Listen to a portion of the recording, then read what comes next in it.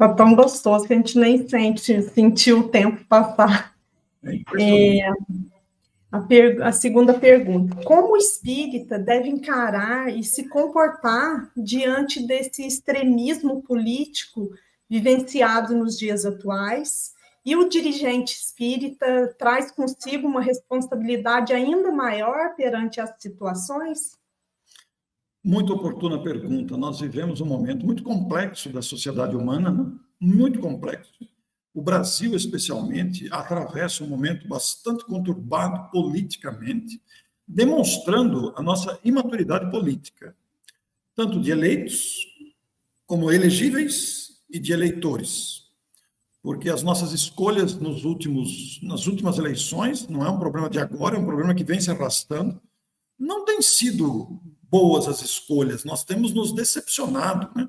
O sistema de governo, o sistema político do Brasil está muito corrompido, demonstrando a nossa imaturidade política. Mas é interessante pensar que a política, em seus fundamentos, é muito nobre. O objetivo político é nobre em seus fundamentos, que é a administração dos bens públicos, a benefício do próprio povo.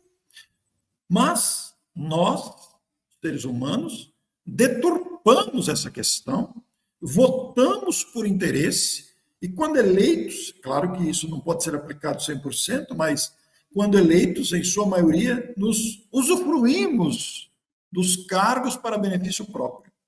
Então, isso tem deturpado a ciência política, que não está sendo usada nos seus objetivos nobres. Por outro lado, todavia, a política ela é passageira. A política ela é temporal. Os políticos mudam. As ideias políticas se diluem, elas se alteram. Não é papel do espiritismo envolver-se em política.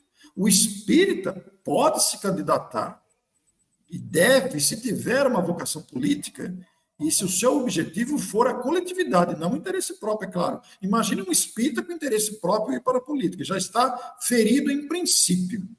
Se nós, como espíritas, trabalhamos pelo bem da coletividade, se nos imbuirmos da política e formos a política, nós temos que pensar na responsabilidade disso.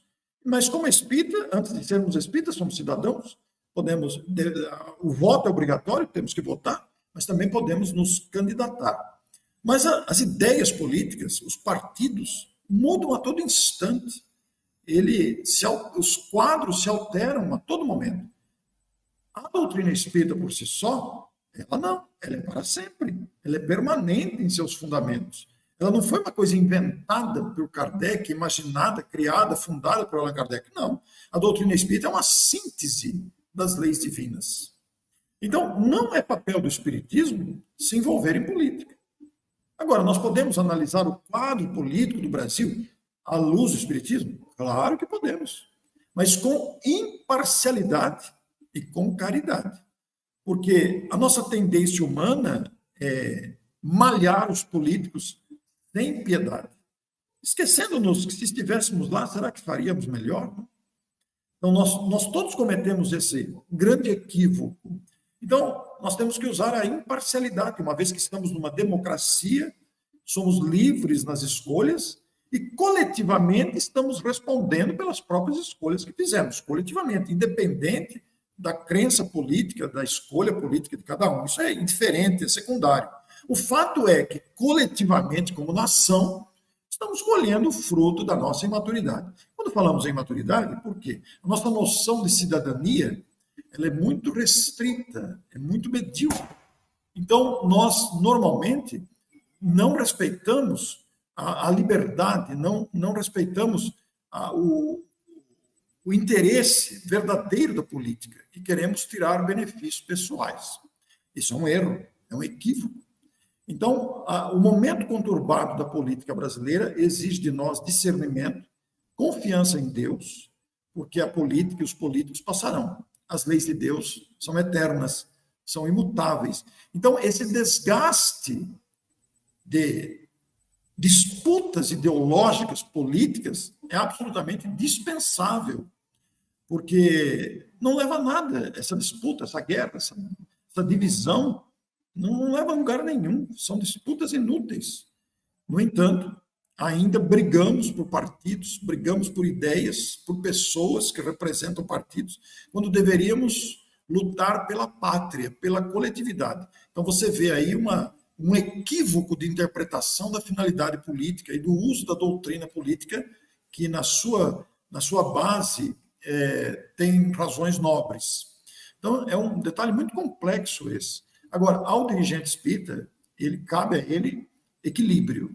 Ele não tem o direito de tentar mudar opiniões, de interferir na opção política do outro. Não temos esse direito. Mas nada nos impede de analisar a política à luz do espiritismo, né? Se formos ler, por exemplo, o mesmo livro que eu citei aqui, O Problema do Ser, do Destino e da Dor, de Leon Denis, o mesmo livro. Se formos ler ali as palavras iniciais, os capítulos iniciais da obra, ou aprofundando as páginas, nós vamos ver que pouca coisa mudou. Nós ainda continuamos medíocres moralmente. Tecnologicamente, nós somos top de linha, conseguimos conquistas inimagináveis. Mas, moralmente, convenhamos, nós somos medíocres. Nós temos muito que aprender ainda. Nós estamos abusando da liberdade, nós estamos desrespeitando vários pontos da fraternidade, e isso é lesivo para todos nós, né? Então, o dirigente espírita tem que ter equilíbrio, tem que saber respeitar, poderá analisar o assunto, mas respeitando, porque não é A ou B. Discute-se muito espírita de direita, espírita de esquerda, isso não tem nada a ver com nada, porque nós não somos espíritas de direita ou de esquerda, nós somos espíritas. Agora, a opção de falar espírita de direita, espírita de centro, espírita de esquerda, isso é um equívoco pessoal. Você é um cidadão que faz a sua escolha política. Mas como espírita, você é espírita, e como espírita deveremos agir como espíritas, nem sempre conseguimos.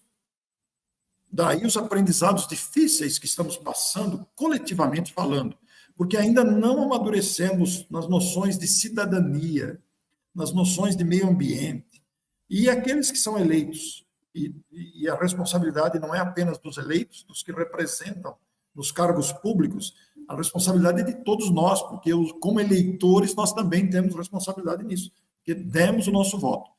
A partir do voto direto, nós temos a responsabilidade nisso. Então, por que está tudo acontecendo? Por que Deus permite isso? Para que aprendamos, para que amadureçamos. A atividade do dirigente espírita não deve se prender a um momento que, por mais longo que seja, a um instante que, por mais longo que seja, é momentâneo. Isso vai passar, vai se alterar, porque a lei do progresso é inevitável.